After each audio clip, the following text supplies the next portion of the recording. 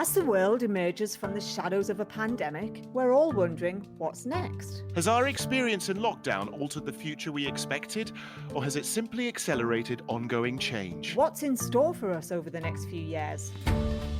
Join me, Suzy Golding, And me, Andrew Clark, in Singapore every week, as we ask leaders across Asia, working in marketing, communications and lifestyle, one simple question. What's next?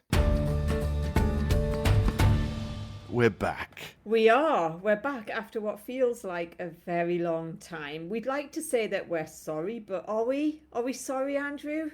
I don't think you can be sorry when life gets in the way and you get busy, and I think that really this is all part of the learning process, isn't it? We've gone into this as a bit of an experiment because we thought we had a lot of free time during our lockdown here in Singapore, but really what's happened, Suzy? Well, I think we just remembered that we had actual jobs, don't you think, Andrew? And I think both of us have seen, luckily, a bit of a uptick in new work and opportunities in the last few weeks, and that's sort of taken up quite a bit of our time and energy, I think. That's exactly what's happened.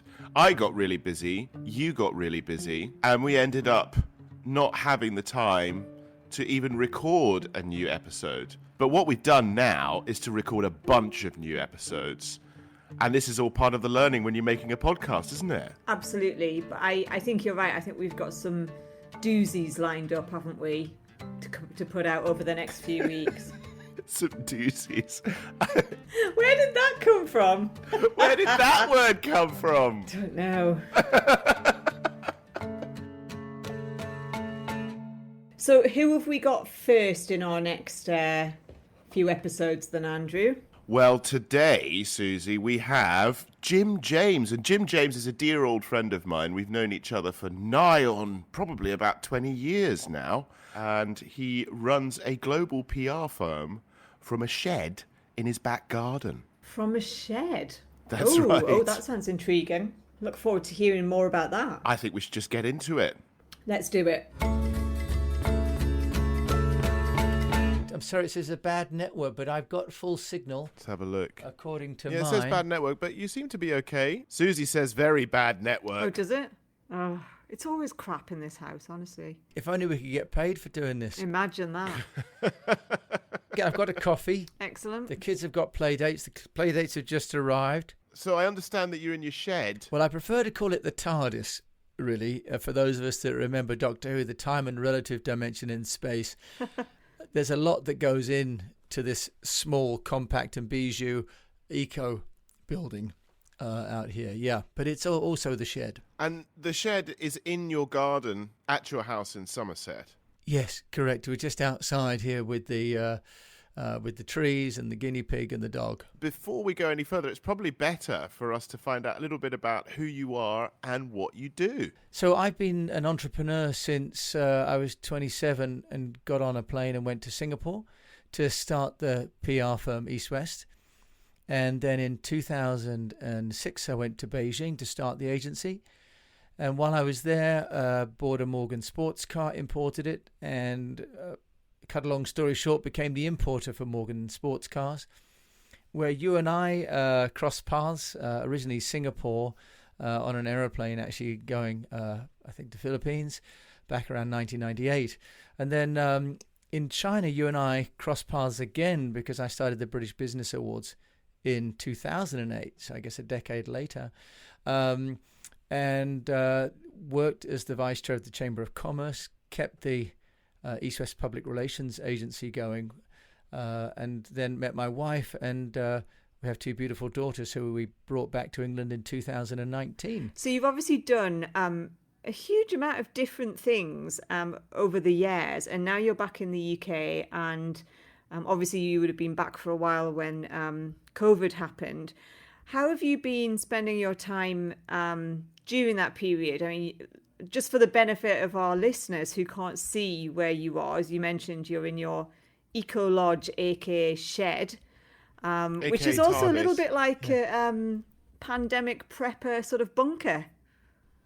Yeah, I mean, I suppose for those people sort of visualizing what the TARDIS looks like, if you think of the most beautiful countryside that you could imagine, and a magnificent wooden cabin with deer running around. That's where it ends, because I'm in a very small garden shed. But I think that part of the joy of COVID is that it's created an opportunity to start from scratch again. And so in a funny way, this little shed is my sort of metaphor for rebuilding my life. Because what's happening is that by moving from Beijing, where we had a 3-story house and 2 cars and all the infrastructure, I've moved back here to the UK and moved back down to the essentials, really. A desk, chair, and invested in a computer and microphone and camera so I can connect the world. But I've been able to use the time to really reinvent and restructure what I'm doing. I've been able to focus on a couple of things, really, Suzy. One is that I've working on what I call the Speak PR program. So this is 25 years of experience, both as an entrepreneur running agencies in Singapore, China, India, and the UK. So I've had a global network of agencies and still do. But I've worked with a lot of clients that I can now build that methodology and offer that to entrepreneurs. So Speak PR is a podcast that I operate 6 days a week. And on that, I share tools and technologies and tips for business owners on how they can get noticed. And that's sort of part of how to give back during COVID. I've also built some tools that are online available at eastwestpr.com on the Speak PR. And we have there a 5-stage methodology, which is storify, personalize, engage, amplify, and know. And there are tools. There's a message home. There's a storage planner. A story planner. I guess you could do storage if you wanted to, but story planner, that may be something we all need if we're clearing out and moving into sheds. But so it's a story planner. And also we've got a technology application directory, which is over 100 applications that business owners and entrepreneurs can use for free to create stories, to engage audiences, to amplify their message, and to measure the performance. And the second part has been the building of the agency as an employee-free agency, what I call the virtual agency. So we are everywhere virtually. And what I've done there, Suzy, is to recognize that when I ran an agency with offices in Singapore, China, India, and the UK, I spent as much time looking after the people as I did after the clients. And, you can say that because that's just the honest truth. The bigger the agency gets, the less time you get to do what you started off doing well in the first place, which is giving strategy and counseling to clients. And what I decided to do a number of years ago in Beijing was to really make the agency what I call knowledge-driven, geography-independent. And the extension of that is that rather than hiring consultants and trying to engage them on the work, I'll only hire people that want to do the work, and they do it under their own account. So in the same way that Uber and Airbnb have built hugely valuable businesses by focusing on the client need, but letting the service provider turn up to work, but they're motivated as a self-employed person. They're not motivated with the incentive of I'm given an office, I'm given a laptop, I'm given a brand, I'm given 20 days holiday, and if I don't like it, I can get a better job somewhere else.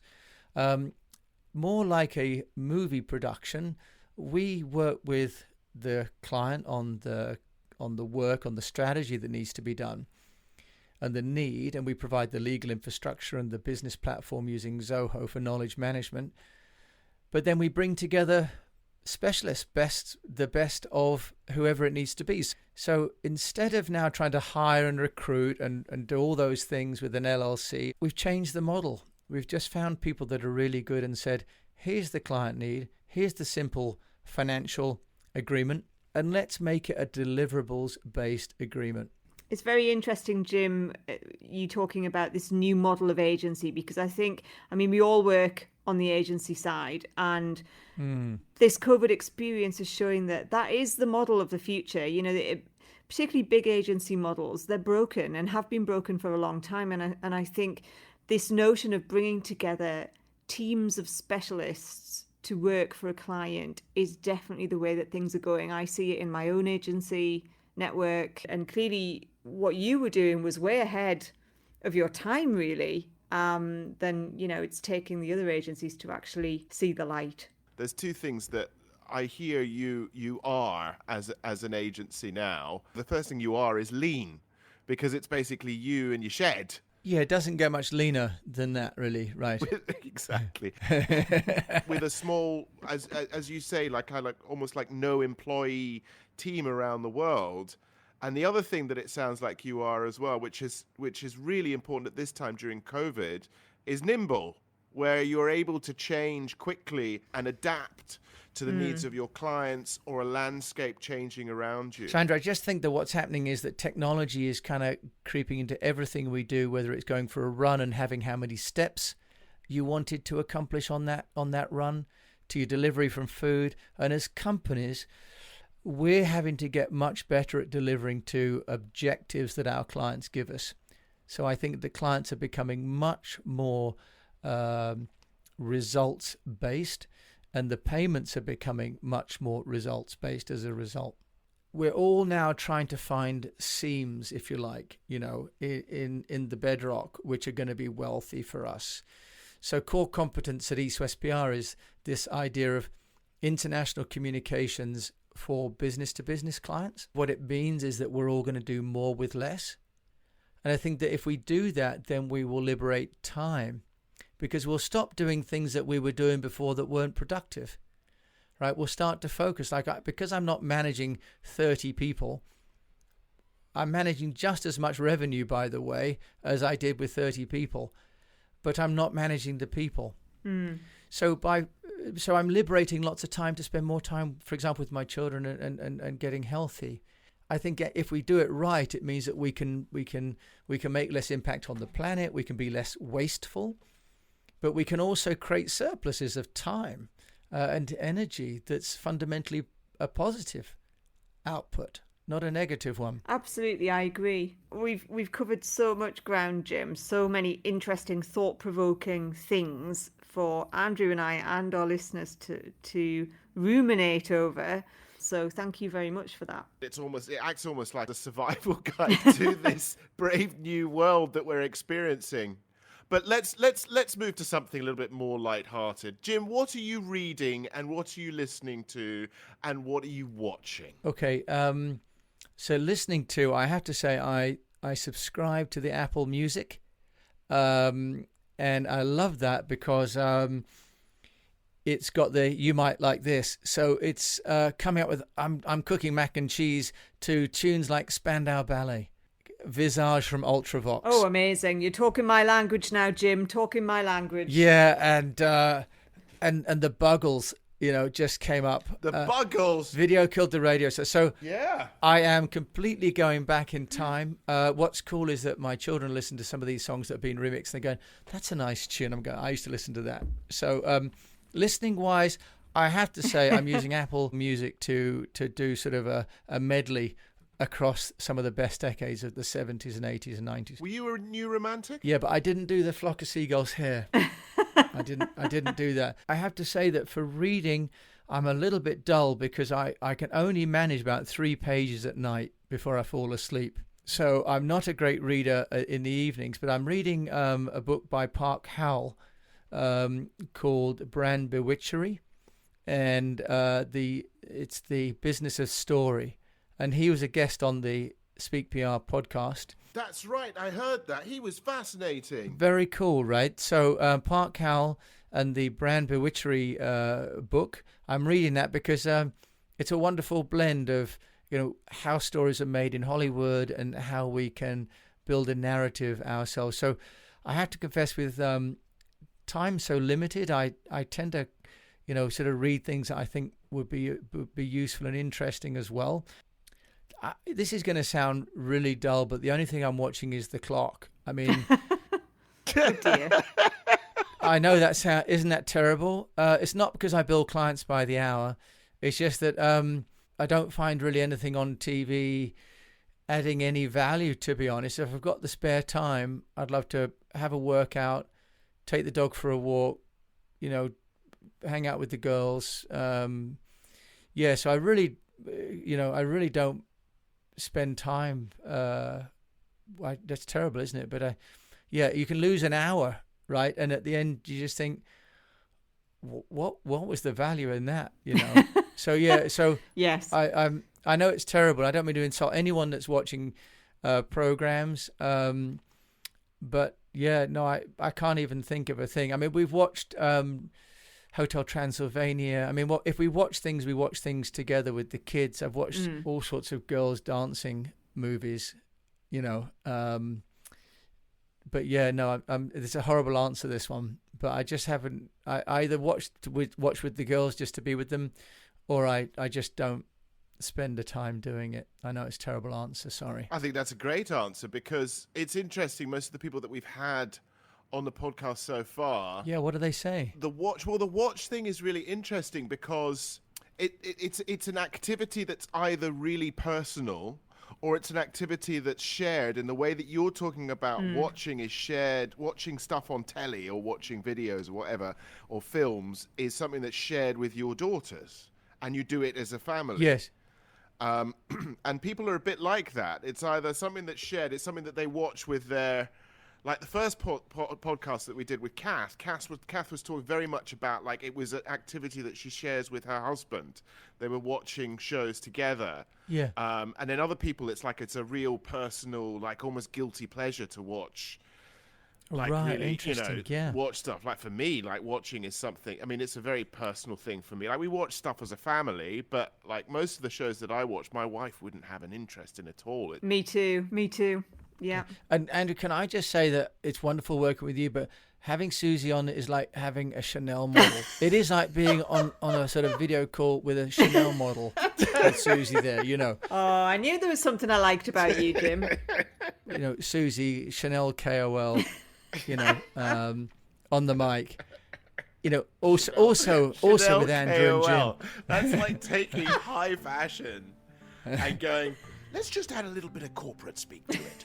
If not, you need one. The KOL who looks like she's from Chanel. She's Suzy. It rhymes she's your as girl. well. That's what's really It scary. rhymes. I love it. Well, that was really interesting, wasn't it? Yeah, fascinating, and all from a shed. I think the thing about Jim that I'm constantly amazed by is he has this amazing articulate ability to talk and explain things in very charismatic ways. But I think most of all, what's amazing is his sort of this whole idea of the virtualization of organizations, and he's running, you know, this sort of zero employee global PR company with clients all over the world, and a business model to match that is really transparent and allows people, you know, to come in as specialists and do their work. It's really, really cool. And there's so much, I think, to learn in that, in terms of certainly the way that we run our business. I'm sure it's the same for you, right? Yeah, absolutely. I think, you know, he's obviously way ahead of his time, and what we're seeing now for the last few months is so many companies, particularly if you work in services, which both of us do, and he does, you know, if you're offering a service, now having to think about how you make that fully digital. And also, you know, individuals are starting to think about, you know, am I happy with doing 9 to 5? Am I happy with being in an office all the time? And I think we'll see more and more people, some through necessity, sadly, but quite a lot through choice, you know, choosing or adapting the way they work to fit in with a model that's a bit more like Jim's, where they're sort of experts for hire when somebody needs them, you know. Absolutely. So he had some interesting music choices, didn't he? So I was very pleased to hear that he's a fan of Flock of Seagulls. But I ask you this, Andrew.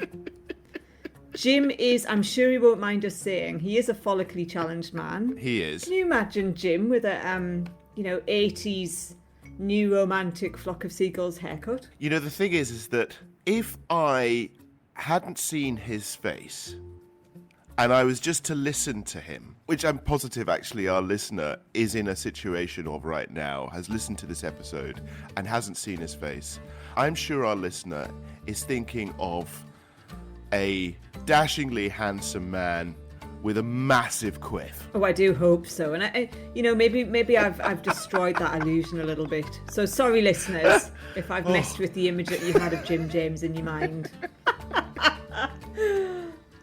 So who have we got next week, Suzy? Next week we've got another good friend of yours, Andrew. I can see a pattern here. We've got Unmish Partasarati on, and he's going to tell us all about what he does. And I think the best way to describe him is as a change architect. Oh, But you'll have to wait until next week to find out what that means. well, that makes me want to know more. See you next week. See you next week.